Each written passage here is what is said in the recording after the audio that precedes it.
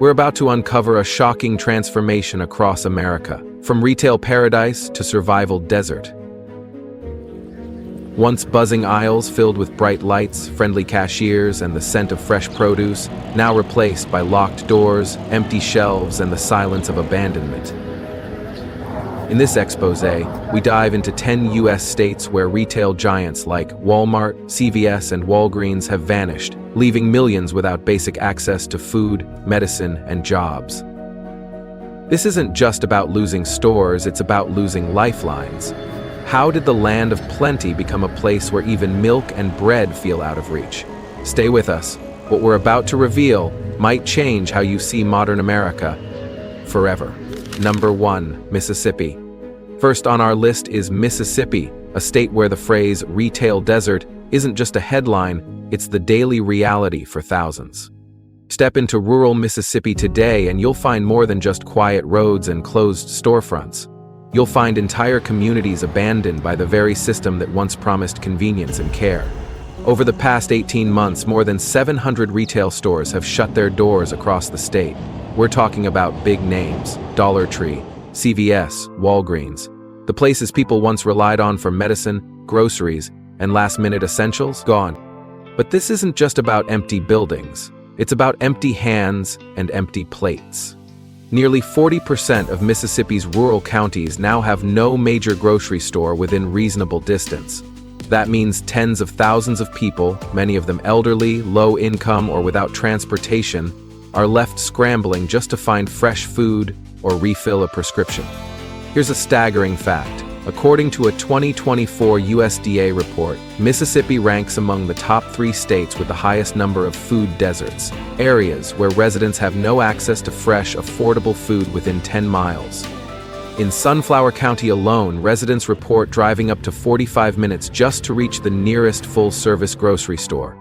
And for older adults who don't drive, or don't know how to navigate online delivery apps, they're left to depend on overpriced gas station snacks or skip meals altogether. Imagine being 70 years old, on a fixed income, and trying to figure out how to get milk. Not organic almond milk, just any milk, when your closest store is now a boarded-up Walgreens from 2 towns over. And let's not forget what these closures also take away: jobs. When one CVS closes, it's not just a storefront lost, it's 10 to 20 livelihoods in a single rural town, evaporated overnight.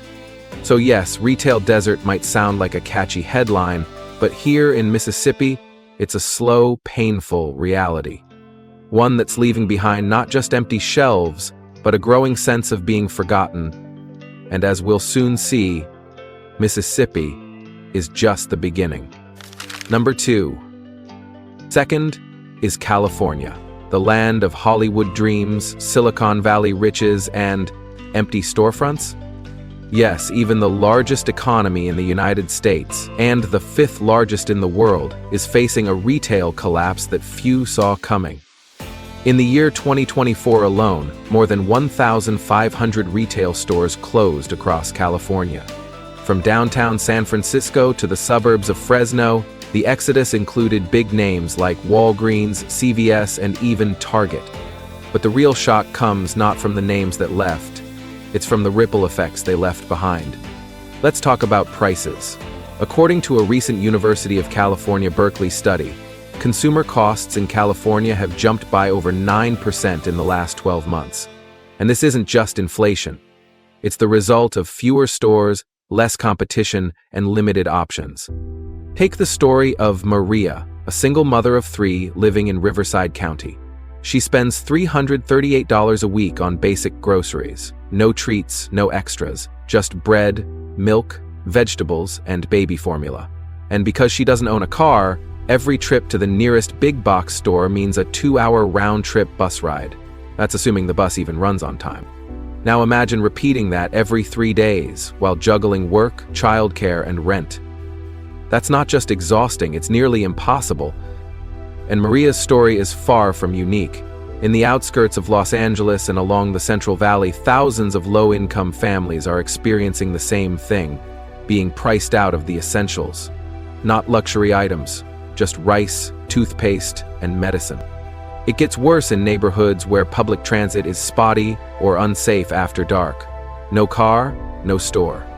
No store, no food. It's that simple.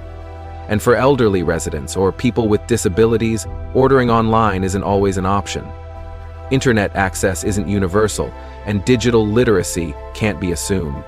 So while California's tech sector may be thriving, everyday families are being left behind, one shuttered storefront at a time. The question now is, if California, with all its money, innovation, and resources, can't hold the line, what chance does anyone else have?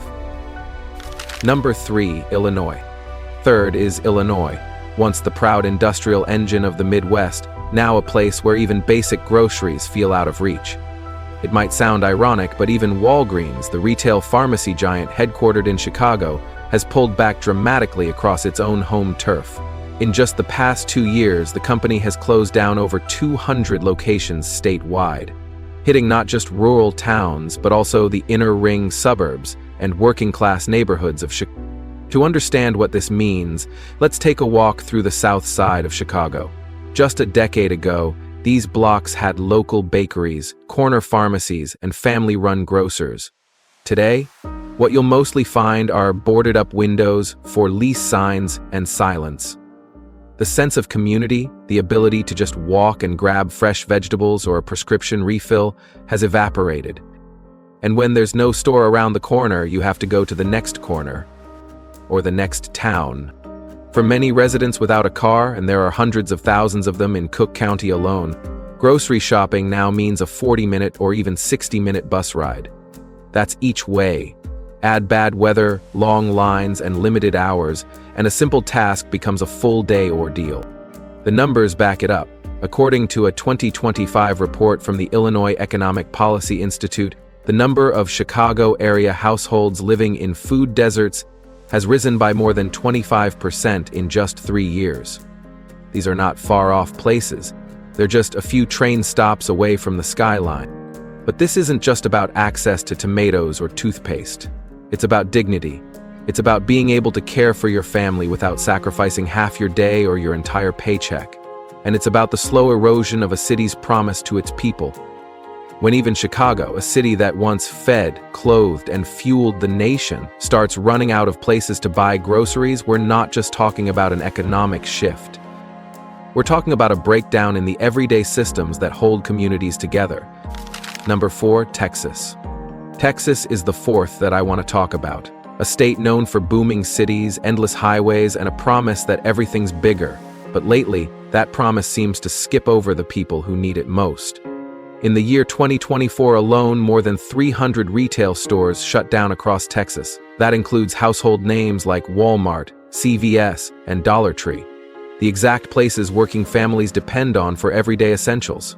And while the closures are happening statewide, the hardest hit are the outer neighborhoods of cities like Houston and El Paso, where growth has surged but infrastructure hasn't kept up. At first glance, it might seem like just a retail shuffle, but look closer and you'll see the cracks forming under the weight of this so-called progress. When a major chain store closes in these areas, the impact spreads fast. Local small businesses, the taqueria, the barbershop, the dollar boutique next door see foot traffic drop, property values begin to stall, and as buildings sit vacant, crime rates creep up.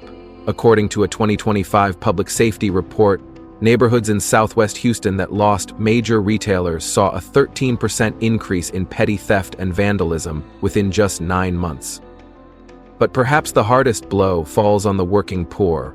For many Texans, stores like Walmart and CVS aren't just shopping destinations, they're employers. When one store closes, 20 to 30 jobs disappear. Multiply that by hundreds, and you're talking about thousands of families suddenly without income.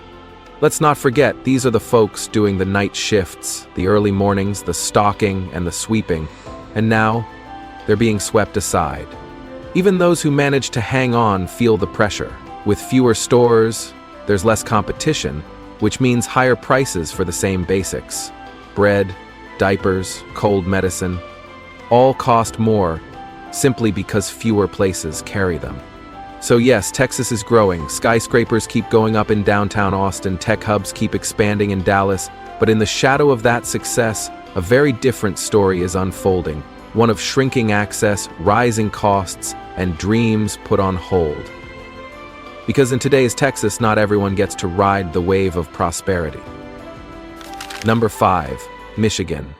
Fifth on our list is Michigan, a state once synonymous with American industry, where the hum of assembly lines echoed through proud cities. But today, in places like Detroit, that hum has gone quiet, and so have the store aisles. Once a symbol of working-class resilience, Detroit is now grappling with a retail retreat that feels eerily like déjà vu. In just the last 18 months, major retailers like Walmart and CVS have closed dozens of locations across the state, with many of those closures concentrated in low-income neighborhoods, especially those home to Black and brown communities. These aren't just closures, they're erasures of access, of convenience, of dignity. Let's rewind for a second. Back in the mid-20th century, Detroit was called the Motor City for a reason. It was a powerhouse of jobs, paychecks, and possibilities. Families could live, shop, and thrive all within the same neighborhood. Fast forward to today, and many residents must drive over 45 minutes just to buy groceries, hygiene products, or medicine. And that's only if they have a car. According to a 2025 study from the University of Michigan, nearly 38% of Detroit households do not have access to a personal vehicle. For them, a trip to the store isn't just inconvenient, it's a barrier. Public transit? Limited. Delivery apps? Expensive or unfamiliar? The result? A growing number of people simply go without. And it doesn't end there. When a Walmart or CVS leaves, the economic fallout is immediate. Jobs vanish. Bus stops get less traffic. Small nearby businesses struggle to survive. And the sense of community, already fragile in many post-industrial areas, begins to crack even further. There's also the emotional toll. For long-time residents, these closures are a painful reminder that the city they helped build has, in many ways, left them behind. Detroit once stood for access, to jobs, to pride, to the American dream. But today, for too many, it's becoming a symbol of distance. Distance between people and opportunity, between promises and reality, between what was and what is. And the question that lingers now, how much farther do people have to travel just to feel seen? Number 6, Georgia. Sixth is Georgia, a state where the phrase affordable stability used to mean something, but in many rural towns today, that phrase belongs in the past tense.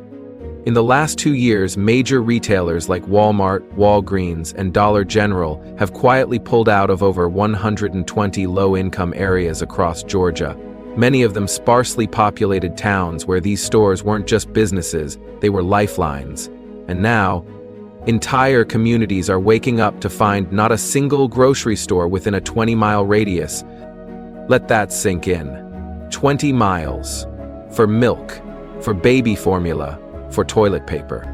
According to a 2025 report by the Georgia Department of Community Affairs, nearly 1 in 5 rural counties in the state now meets the federal definition of a food desert. And the options left behind? They're bleak. Residents describe being stuck between 2 painful choices: pay inflated prices at gas station mini-marts, or spend hours traveling to distant supermarkets. And for the elderly, the disabled, or anyone without a car, neither of those is really an option. Take the story of Mr. Leroy Davis, a retired factory worker in Johnson County. He relies on Social Security and doesn't drive. His only nearby food option is a convenience store that charges $4 for a gallon of milk and nearly $10 for a box of cereal. Fresh produce? Forget it. Once a month, a cousin drives him 40 minutes each way to stock up, if their car is running. And this isn't just about food. It's about health, independence, and dignity. When stores vanish, so does access to medications, hygiene products, and the simple comfort of being able to meet your needs without begging for a ride. Even local officials are sounding the alarm. Empty storefronts mean shrinking tax bases mean fewer public services. It's a vicious cycle, and the most vulnerable are caught in the middle. So while parts of Georgia boom with tech jobs and high-rise condos, the other gusty of Georgia, the quiet one off the interstate, is being left behind. Because in too many places now, getting by has turned into a daily obstacle course. Number 7, New York. 7th is New York, the retail capital of America, where shopping wasn't just a necessity, it was a way of life. But today, the city that never sleeps is waking up to a quiet crisis. In just the past year, more than 1,000 retail stores have closed across New York State. That list includes giants like Macy's, CVS, and Walgreens, brands that once defined every busy street corner in Manhattan and every strip mall in Queens. Now, empty windows, for lease signs, neighborhoods once bustling with weekend shoppers now feel like ghost towns. And the damage isn't just visual, it's economic. According to a 2025 study by the New York State Retail Council, commercial rent has jumped by 11%, pricing out even long-standing businesses. At the same time, the retail unemployment rate has hit 7.5%, leaving thousands without jobs, many of whom worked paycheck to paycheck, without a safety net. To really understand the shift, just picture this. A few years ago, stepping into a Target on a Saturday meant weaving through carts, packed aisles, and overheard debates about which cereal to buy. Today, those same aisles feel strangely still. The energy is gone, and so are the people. But it's not just about fewer stores. It's about who gets left behind in the aftermath. For younger folks, the shift to online shopping might be inconvenient but manageable. For elderly residents, especially those in low-income housing or living alone, it's a different story. Many don't own smartphones. Some have never used a delivery app. Others simply can't afford the markups or delivery fees. Without a physical store nearby, they're stranded. And for them, this isn't just a logistical problem. It's a loss of independence. The ability to walk to the corner pharmacy, to chat with the cashier, to feel part of the rhythm of the city, gone. New York may still glitter in the skyline, but on the ground, something is fading. Because when even the strongest shopping districts in the country start crumbling, it raises a chilling question. If this is what collapse looks like in the richest city in America, what hope is left for everywhere else? Number 8. Nevada.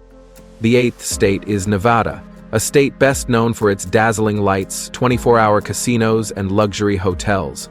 But step just a few blocks away from the Strip, and a very different kind of reality sets in, one filled with dark storefronts and empty shelves. In the past 2 years alone, more than 400 large retail stores have shut down across Nevada.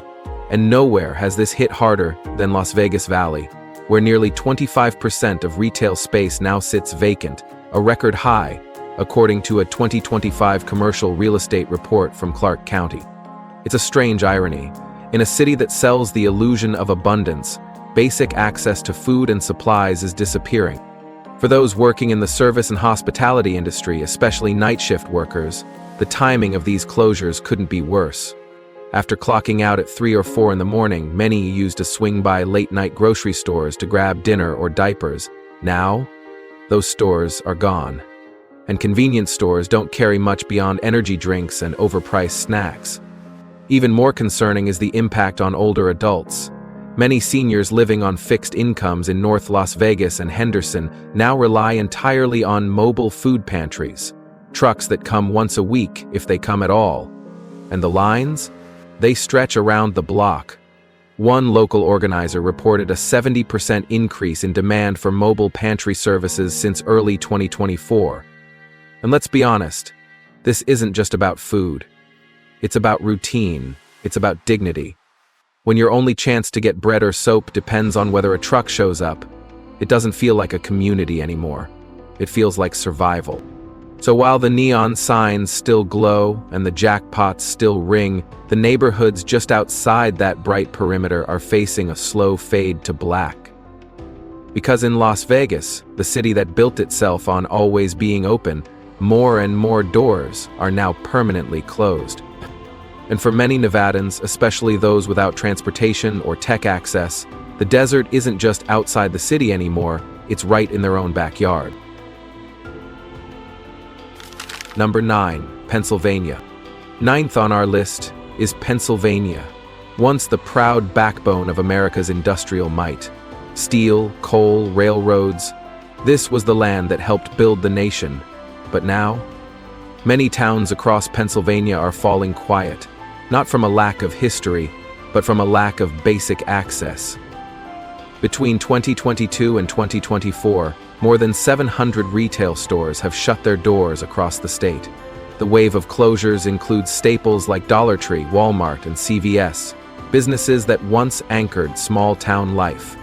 And when those anchors disappear, entire communities start to drift. Behind the scenes, it comes down to costs. Commercial property taxes in Pennsylvania have risen steadily in recent years, and rents in mid-sized towns have increased by nearly 12% since 2023, according to a report from the Pennsylvania Retail Federation. For large chains already facing supply chain issues and declining profits, pulling out became easier than sticking around. But what happens next hits even harder. When a Walmart shuts down in a place like Altoona or Reading, it doesn't just leave a hole in the shopping map, it drags down everything around it. Local diners lose foot traffic. Family-owned hardware stores see fewer weekend customers. Churches and community centers report lower attendance. Even the feel of the town shifts, from lively to uncertain. Take Sharon, Pennsylvania, a former steel town where 3 national chains closed in 1 year. Residents say it now takes 20 to 30 minutes by car to get to the nearest pharmacy or fresh produce. And those without a car, they rely on neighbors or go without. It's not just about food or prescriptions, it's about connection.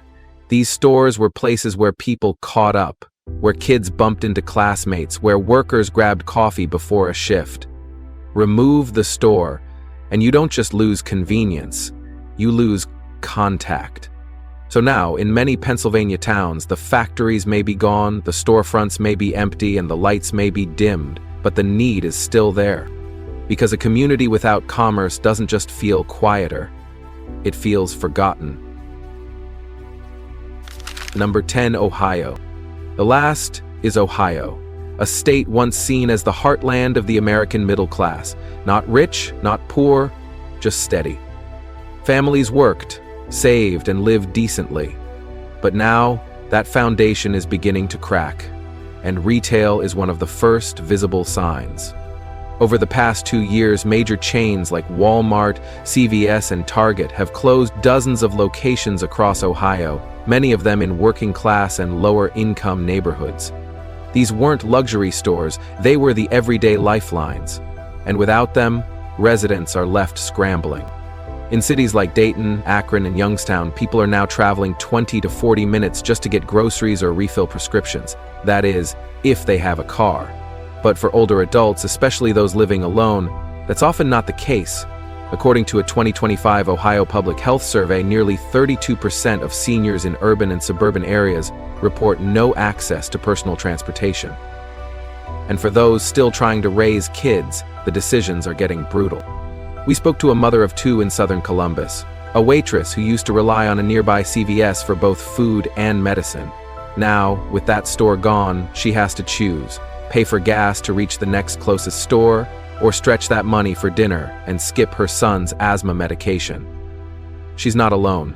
A recent report from the Ohio Department of Human Services found that 1 in 6 households in lower-income zip codes has delayed buying either food or medicine due to store closures and inflation. This isn't about luxury or convenience anymore, it's about survival.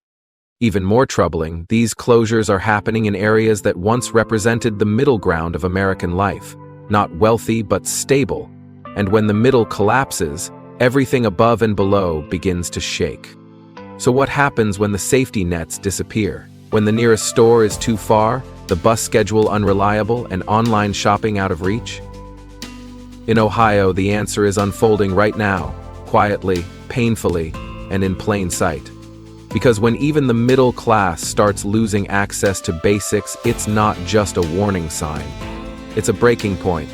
From Mississippi to Ohio, we've witnessed the quiet unraveling of a system once built to serve. Thousands of retail stores gone, countless jobs erased.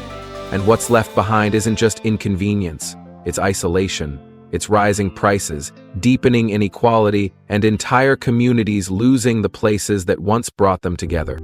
As competition disappears, the cost of living climbs. As storefronts close, so too do the spaces where people gathered, chatted with neighbors, helped a stranger, felt human. And in their place, a growing divide, where only those with cars, credit, and tech skills can navigate the new world of consumption. This isn't just a story about stores, it's a story about people, about who gets left behind and who decides what's worth keeping. And here's the haunting question. If even New York and California, two of the richest, most resourceful places in the country, can't hold on to their retail ecosystems, what chance do smaller, struggling states have? Is this system still designed to serve the public, or has it quietly shifted to serve only profit? We don't claim to have all the answers, but maybe asking the right questions is where change begins. So now we'd love to hear from you. Have you experienced a store closing in your neighborhood? How has it changed the way you live, shop, or connect with others? Leave a comment below. Let's build a space for real stories and real solutions together. And if this episode gave you a new perspective, consider liking the video, subscribing to NVL Travel Documentary, or simply sharing it with someone who needs to see what's happening beyond the headlines. Because sometimes, the most important places to explore are the ones we drive past every day.